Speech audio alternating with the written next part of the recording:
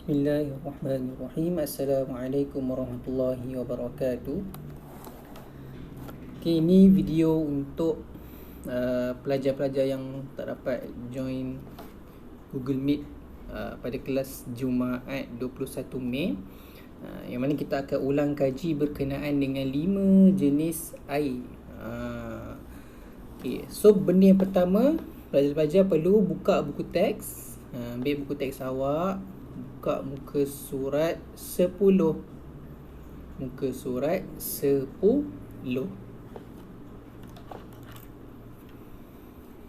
Okay, muka surat 10. Siapa yang baru nak keluarkan, pause dulu video ni. Bila dah keluarkan, baru sambung play video. Okay, buka dekat muka surat 10. Dia tulis apa kat sini? Taharah. Ni cara bacanya taharah. Apa itu taharah? Ni kita nak tahu. Sebelum tengok apa itu taharah, tengok gambar kat sini. Agak-agak apa itu taharah? Yang pertama ada gambar orang mandi. Mandi kat bilik air. Yang kedua gambar orang mandi dekat pantai, dia berenang. Lepas tu ada gambar daun. Daun pula. Lepas tu ada gambar batu. Batu pula. Lepas tu ada gambar tandas. Lepas tu ada gambar orang mandi dekat sungai. Jadi agak-agak apa kaitan 6 gambar ni dengan taharah? Apa itu taharah? Okay. Nak kata mandi, nak kata taharah tu mandi tak boleh sebab ada daun dengan batu. Jadi agak-agak apa tu taharah? Tengok muka surat sebelah, muka surat 14. Muka surat 11. Okay, tengok ada komik kat sini. Yang biru, yang pertama atas ni, pelajar tanya, Ustazah, apakah erti taharah? Ustazah ni jawab, taharah ialah bersuci. Siapa yang ada pensel? Sekejap. Okey, siapa yang ada pensel boleh gariskan dekat mana? Sekejap. Okey, gariskan dekat sini. Gariskan bersuci. Taharah ialah bersuci. Okey. Gariskan dekat sini, bersuci. Taharah tu apa? Taharah tu bersuci. Jadi apa tu bersuci? Bersuci tu membersihkan diri. Tengok gambar mandi, orang bersihkan diri. Orang mandi kat pantai pun membersihkan diri. Tandas, awak buang air, lepas tu awak cuci awak punya berak kencing, itu pun membersihkan diri. Sungai, awak mandi sungai pun membersihkan diri. Tapi apa kaitan daun dengan batu? Dalam keadaan awak tak ada air, misal kata awak dekat hutan, awak dekat kawasan yang tak ada air, tapi dekat situ ada daun kering atau batu, awak boleh gunakan daun atau benda-benda kesat. Yang penting benda yang kesat lah, daun, untuk lap awak punya najis, kotoran, nak bersihkan, nak bersuci daripada awak punya bekas berak kencing dan sebagainya. Batu pun sama. Kebiasaannya batu ni untuk membersihkan dubur, tempat awak punya berak tu. Nak calik-calik taik yang berbaki dekat belakang tu, biasanya gunakan batu kalau tak ada air. Okay. Jadi itu adalah bersuci, membersihkan diri. Okay. Tengok balik dekat muka surat 11 tadi yang awak dah gariskan tu. Taharah ialah bersuci, iaitu panjang lagi, iaitu mengangkat hadas dan menghilangkan najis. Ada dua benda. Taharah ni bersuci. Bersuci membersihkan diri macam mana? Yang pertama, bersihkan diri dengan cara mengangkat hadas. Yang kedua, menghilangkan najis. Menghilangkan najis, awak tahu kan najis tu apa? Najis tu benda yang kotor, macam tahi, kencing. Sebenarnya najis ni luas lah, dia lebih daripada tahi dan kencing. Darah juga dikira sebagai najis. Apa lagi? Khinzir, babi dikira sebagai najis.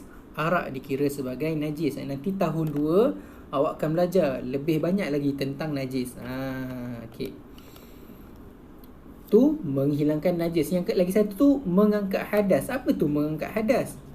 Awak ambil hadas, awak angkat. Macam tu ke? Bukan.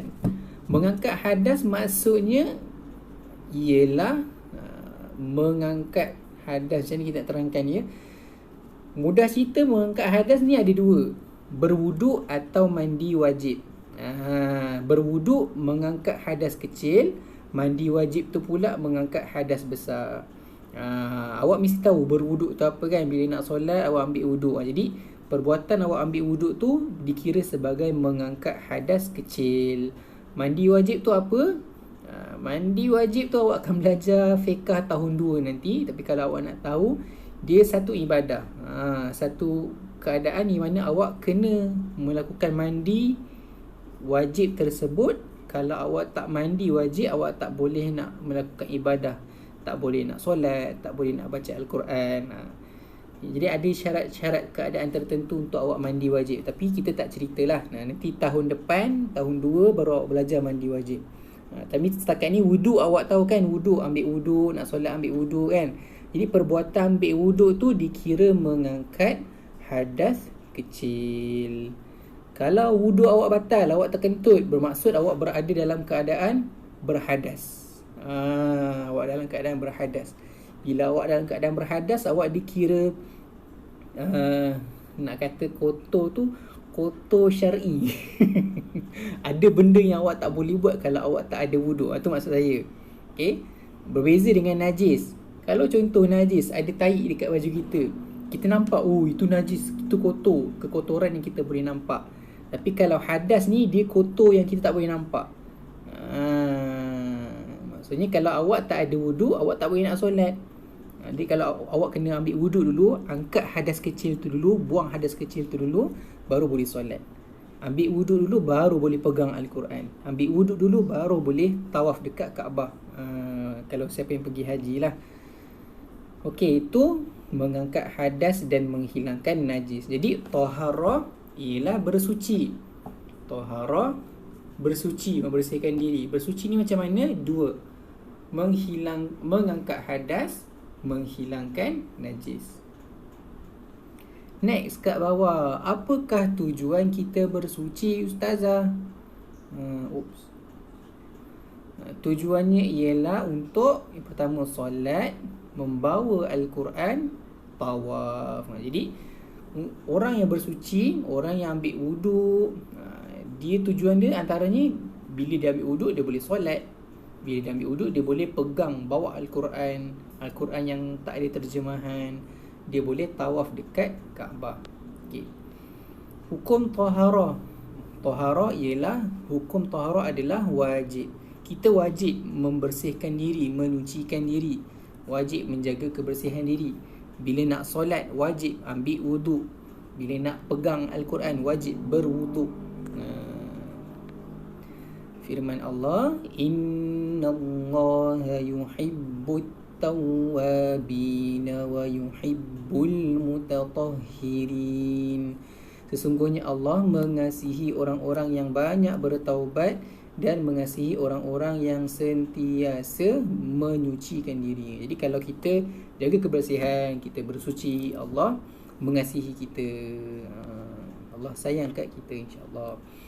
Faedah taharah. Kalau awak bersuci, apa yang awak dapat? Yang pertama, dapat membersihkan diri. Mana purple ni. Yang kedua, dapat terhindar daripada najis. Yang ketiga, terhindar daripada kekotoran. Yang keempat, terhindar daripada penyakit. Kita laju sikit sebab ni ulang kaji saja. Kita dah pernah belajar dah. Next.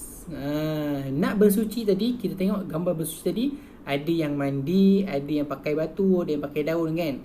Jadi bersuci ni biasanya boleh pakai air. Kalau tak ada air, boleh pakai benda kesat seperti daun dan batu. Cuma air tu air macam mana? So kita pergi ke pelajaran 3, bahagian air. Air kita ada macam-macam air. Tak semua air kita boleh guna untuk bersuci. So kita nak kenal berapa jenis air yang ada. Tengok muka surat 14 ni, muka surat 14. Baca dan faham bahagian-bahagian air. Yang pertama kita ada air mutlak. Yang kedua air musyammas.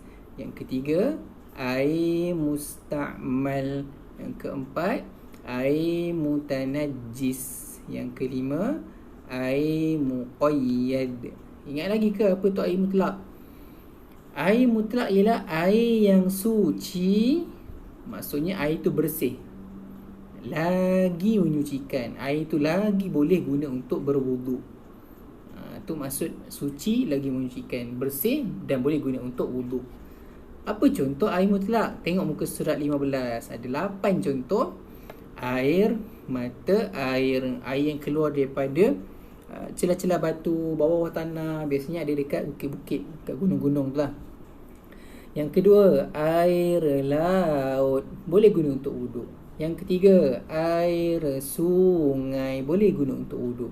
Yang keempat, air salji, boleh guna untuk wuduk.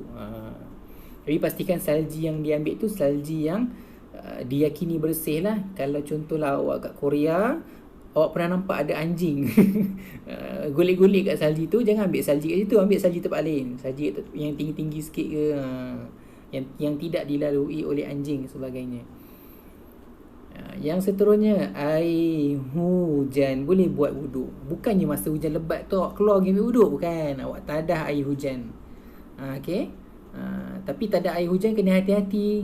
Bukan air hujan yang turun kat bumbung rumah tu. Dah lalu kat bumbung ada macam-macam harta benda kat atas bumbung tu, kotor-kotor, tai burung semua. Awak tadah air daripada bumbung. Bukan. Direct daripada hujan terus ke awak punya baldi ke tangki ke, itu tak apa. Jadi air hujan air mutlak. Awak boleh guna air tersebut. Dia suci, dia bersih dan boleh menyucikan, boleh guna untuk berwuduk. Yang keempat, kat daun ni, kalau pagi-pagi lepas subuh awak saja pergi tengok pokok-pokok kat luar rumah awak tu, kalau nampak ada basah-basah, itu nama dia air embun. Sama ada malam tu hujan ke tidak ke, kalau dengan izin Allah ada air, itu namanya air embun. Awak boleh ambil, gosok-gosok tangan kat daun air tu. Lepas tu bila dah basah agak-agak, basuh muka untuk wuduk, boleh gunakan untuk wuduk. Air embun dikira air mutlak, boleh berwuduk. Yang ketujuh, awak biasa jumpa kat rumah, kat sekolah semua ada air paip. Tak payah cerita lah, semua dah kenal. Yang terakhir, yang ke-8, air perigi. Air perigi, zaman sekarang susah sikit nak jumpa air perigi. Perigi tu apa? Perigi ni dia korek. Dia korek dalam tanah sampailah dia jumpa air daripada bawah tanah. Lepas situ dia ambil gayung ke baldi ke apa, letak tali untuk kaut air daripada bawah situ. Itu namanya air perigi. Biasa dulu banyak dekat kampung, tapi zaman sekarang kampung semua dah maju. Semua pakai pipe dah. Right, tu air mutlak. Air mutlak. Contoh, tengok kat bawah ni, mana satu air mutlak agak-agak. Pilih gambar di bawah sama ada air mutlak atau tidak. Gambar yang pertama, air daun, air embun. Mutlak ke bukan? Mutlak. Kedua, air paip. Mutlak ke bukan? Mutlak. 3, air longkang. Air mutlak ke bukan? Boleh tak wuduk pakai air longkang? Tak boleh, bukan air mutlak. Keempat, air dalam tin. Bolehkah awak berwuduk pakai air dalam tin? Air apa ni contoh? Pepsi Cola. Benda awak main kat sekolah tu, Pepsi Cola 7 Ice. Boleh ke berwuduk pakai air minum ni? Tak boleh. Jadi dia bukan air mutlak. Air kelapa. Boleh ke berwuduk pakai air kelapa? Tidak. Jadi dia bukan air mutlak. Air hujan, boleh berwuduk pakai air hujan. Jadi hujan air mutlak. Air kopi, tak boleh berwuduk pakai air kopi, bukan air mutlak. Sungai, boleh berwuduk pakai air sungai, jadi sungai adalah air mutlak. Habis air mutlak. Yang kedua, kita ada air musyammas. Air musyammas. Apa tu air musyammas? Air yang berada dalam bekas logam selain emas dan perak yang terdedah kepada panas matahari. Kita senang tengok gambar muka surat sebelah, muka surat 17. Nampak?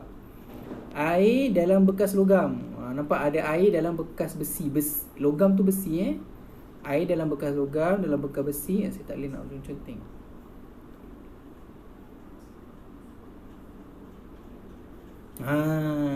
Nampak? Boleh centang. Air dalam bekas logam. Kemudian terkena panas matahari. Ni namanya air musyammas. Okey. Tengok ada pelajar ni tanya warna kuning. Ustaz, boleh ke air ini digunakan untuk berwuduk? Boleh tak pakai wuduk pakai air musyammas? Ustaz ni kata boleh, tetapi hukumnya makruh. Boleh tak berwuduk pakai air musyammas? Boleh, tapi makruh. Ingat, boleh tapi makruh. Kenapa makruh? Apakah sebabnya? Makruh tu apa? Makruh tu tidak digalakkan. Kalau awak tak buat lagi bagus. Kenapa tak buat lagi bagus? Sebab air panas yang terdedah kepada cahaya matahari dalam bekas logam akan mendatangkan penyakit kulit. Kalau awak berwuduk pakai air musyammas, awak boleh sakit kulit, boleh meruap ke apa ke, lecur ke dan sebagainya lah. Jadi seeloknya tunggu sejuk dulu baru boleh guna, dan dia tidak makruh kalau dah sejuk. Tapi kalau panas lagi, dia makruh. Boleh tapi makruh. Tu air musyammas, air dalam bekas logam terkena matahari. Semula, air mutlak tu apa? Air yang suci lagi menyucikan, air yang bersih lagi boleh guna untuk wuduk. Air musyammas tu apa? Air dalam bekas logam terkena matahari. Boleh tak berwuduk pakai air mutlak? Boleh. Boleh tak berwuduk pakai air musyammas? Boleh, tapi makruh kalau dia masih panas. Next, kita ulang kaji air yang ketiga, air musta'mal, muka surat 18. Air musta'mal. Apa tu air musta'mal? Air yang telah digunakan bagi mengangkat hadas. Dia sebut lagi mengangkat hadas. Ingat tak apa tu mengangkat hadas? Mengangkat hadas ada dua, sama ada ambil wuduk ataupun mandi wajib. Jadi gambar kat bawah tu orang ambil wuduk. Jadi air musta'mal, air yang telah digunakan. Bekas awak guna untuk berwuduk, bekas awak guna mandi wajib, air bekas-bekas tu kalau terkumpul dekat suatu bekas dan dia kurang daripada 2 kolah. Kalau mak ayah awak ada kat tepi tu mesti tertanya-tanya, apa tu 2 kolah? Kita reverse balik, buka muka surat 16. Muka surat 16 ada tunjuk kat sini. Tahukah anda sukatan 2 kolah bersamaan 270 liter? 270 liter. Okey, sekejap.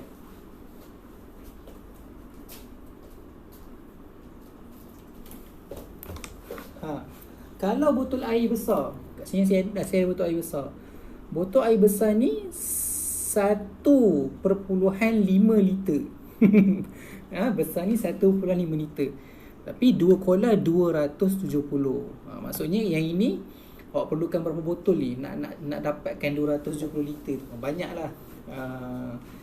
Air, kiranya kalau air bekas wuduk atau mandi wajib tu terkumpul dalam keadaan dia sedikit, mungkin terkumpul dalam satu botol, terkumpul dalam satu baldi, ataupun kolah bilik air, saya tak sure lah berapa liter air. Tapi saya rasa tak sampai 270 liter. Tapi kalau termasuk dalam tu, air tersebut dikira air musta'mal. So boleh ke berwuduk pakai air musta'mal? Tengok dekat bawah sini, batal balik muka surat 18. Tahukah anda air musta'mal adalah suci? Air tu dia bersih, tetapi tidak boleh digunakan untuk menyucikan dan mengangkat hadas. Tetapi air musta'mal kita tak boleh guna untuk menyucikan, tak boleh guna untuk bersihkan. Contoh, tak boleh guna untuk menyucikan najis lah. Contoh awak nak basuh berak kencing pakai air musta'mal, tak digalakkan. Tak boleh lah. Nak ambil wuduk pun tak boleh. Tapi apa yang boleh? Gunalah untuk siram pokok ke, basuh lantai tandas ke, itu tak apa. Okay, basuh kereta. Tapi air mustakmal biasa tak banyak kan. Guna untuk siram pokok boleh lah. Tapi guna air mustakmal untuk berwuduk tidak boleh. Ingat balik, apa tu air mustakmal? Air yang telah digunakan bagi mengangkat hadas. Air yang telah digunakan bagi mengangkat hadas. Air yang awak dah guna untuk ambil wuduk. Awak ambil wuduk, lepas tu ada air lebihan tu terkumpul dalam baldi. Nampak ada budak ni, ada baldi bawah tu, air dia terkumpul dalam baldi. Air dalam tu dikira air mustakmal. Biasa sikit je air dia. Okay, tu air yang ketiga. So kita reverse balik. Yang pertama tadi air mutlak, air yang suci lagi menyucikan, boleh guna untuk berwuduk. Yang kedua, air musyammas, air dalam bekas logam terkena matahari, boleh guna untuk wuduk tapi makruh kalau masih panas. Yang ketiga, air mustakmal, air yang dah digunakan untuk mengangkat hadas dan kurang daripada 2 kolah. Air ni tak boleh guna untuk wuduk. Next, yang keempat, muka surat 19, yang ada gambar tikus berenang tu, air mutanajjis. Air mutanajjis. Apa tu air mutanajjis? Kita ada 2 pengertian. Yang pertama, air yang kurang daripada 2 kolah dan terkena najis. Kalau ada mak ayah kat sebelah tu mungkin boleh terangkan sikit. Air yang sikit kurang daripada 270 liter kemudian terkena najis. Apa contoh najis? Bangkai binatang. Contoh ada macam gambar tu, tikus mati. Apa lagi? Kalau binatang yang kecil, contoh macam labah-labah ke, nyamuk ke, serangga mati, yang itu dia tidak dikira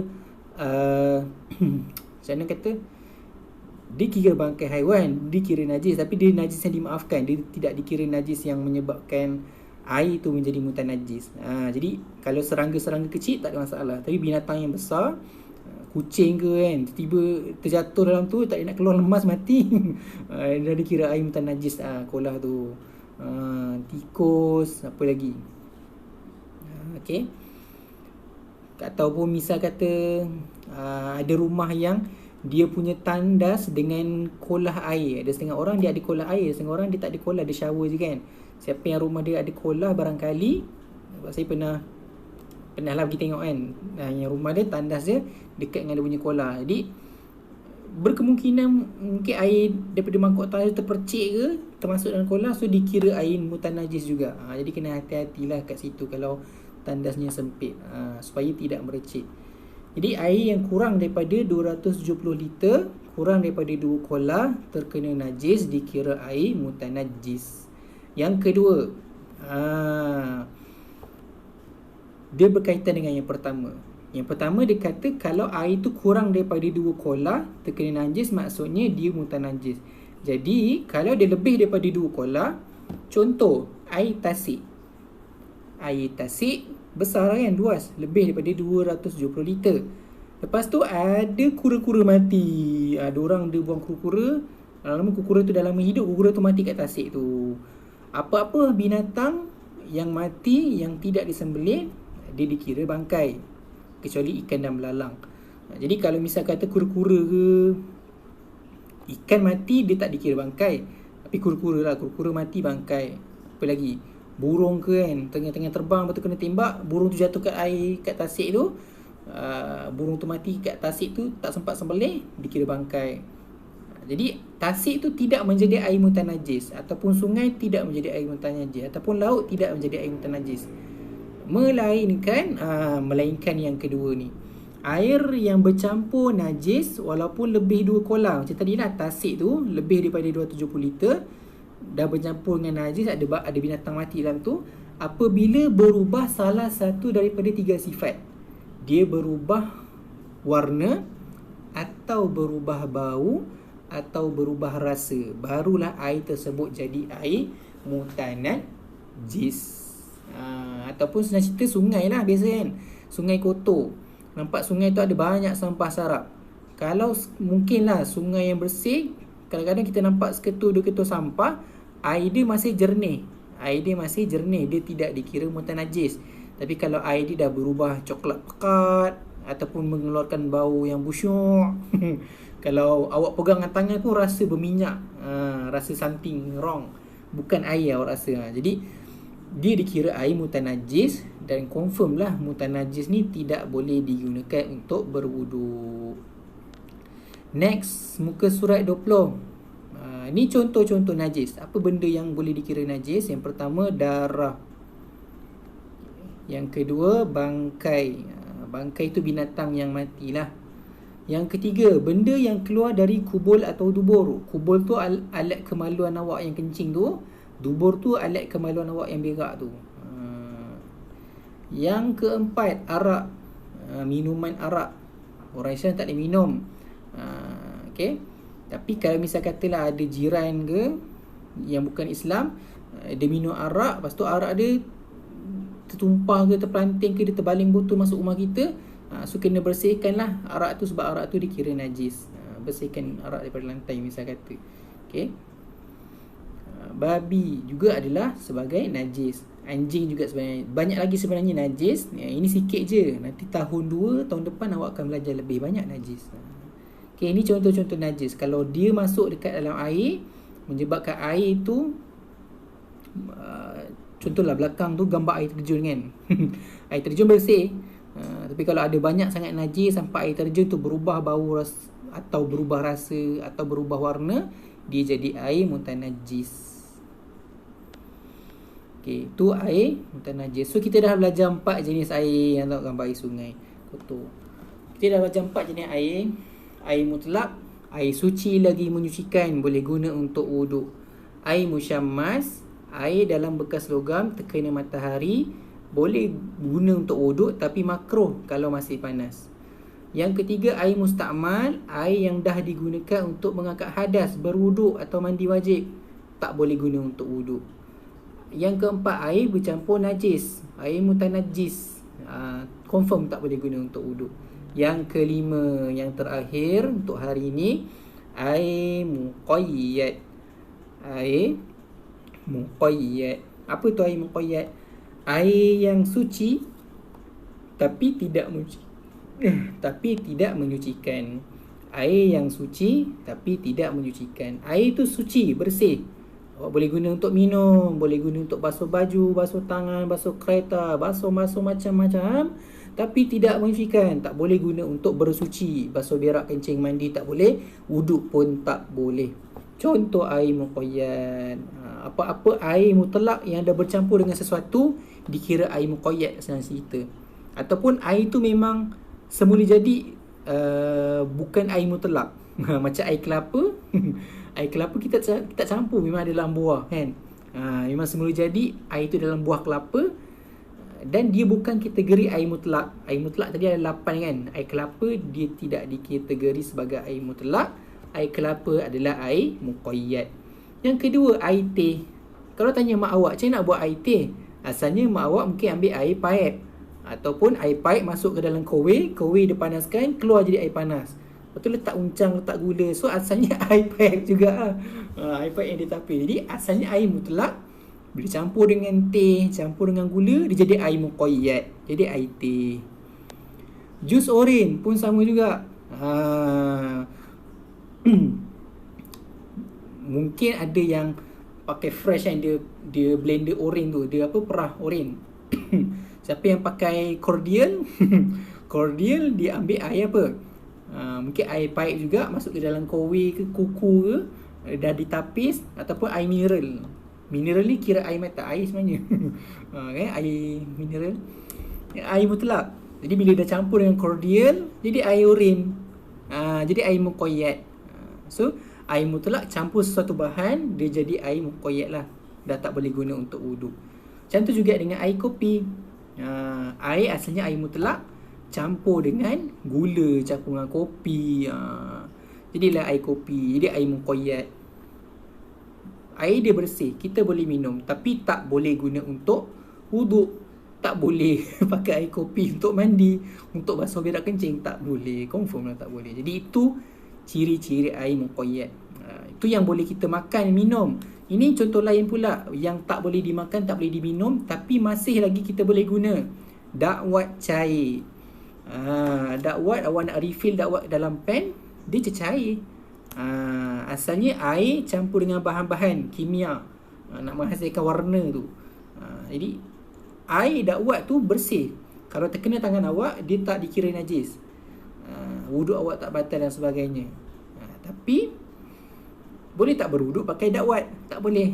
Boleh tak bersuci, mandi, basuh berak kencing pakai dakwat? Tak boleh. Air nila yang biru ni, mak ayah awak tahu. Boleh tanya mak ayah awak, buat apa air nila tu? Biasa nak basuh baju putih, dia pakai air nila, rendam baju putih kat nila, nak bagi biru-biru sikit. Okay. Air untuk basuh baju lah senang cerita. Jadi air ni bersih, boleh guna untuk basuh baju, tapi tak boleh guna untuk berwuduk. Apa lagi contoh air muqayyad yang awak rasa boleh kaitkan? Air sabun, hari-hari awak basuh tangan, mandi awak pakai sabun. Apa lagi? Shampoo pun air muqayyad. Apa lagi? Febreze air muqayyad. Pencuci baju, air muqayyad. Apa lagi? Apa lagi cair yang tak boleh dimakan tapi kita guna hari-hari? Perfume, air muqayyad. Boleh. Jadi kita ada 5 jenis air. Air mutlak, air musyammas, air musta'mal, air mutanajjis, air muqayyad. Yang boleh guna untuk wuduk, air mutlak dan musyammas. Air mutlak 100% boleh, air musyammas boleh pakai tapi makruh kalau dia masih panas. Bila dia dah sejuk, air musyammas bila dah sejuk dia jadi air mutlak. Okay. Air musyammas bila dia dah sejuk dia jadi air mutlak lah, selagi mana air tu bersih. Tapi kalau air tu dah ada binatang mati pula dalam bekal logam, dia jadi air mutanajis. Okay. Itu sahaja ulang kaji untuk hari ini, kelas kali ini. Terima kasih kerana menonton. Wabillahi taufiq wal hidayah. Wassalamualaikum warahmatullahi taala wabarakatuh.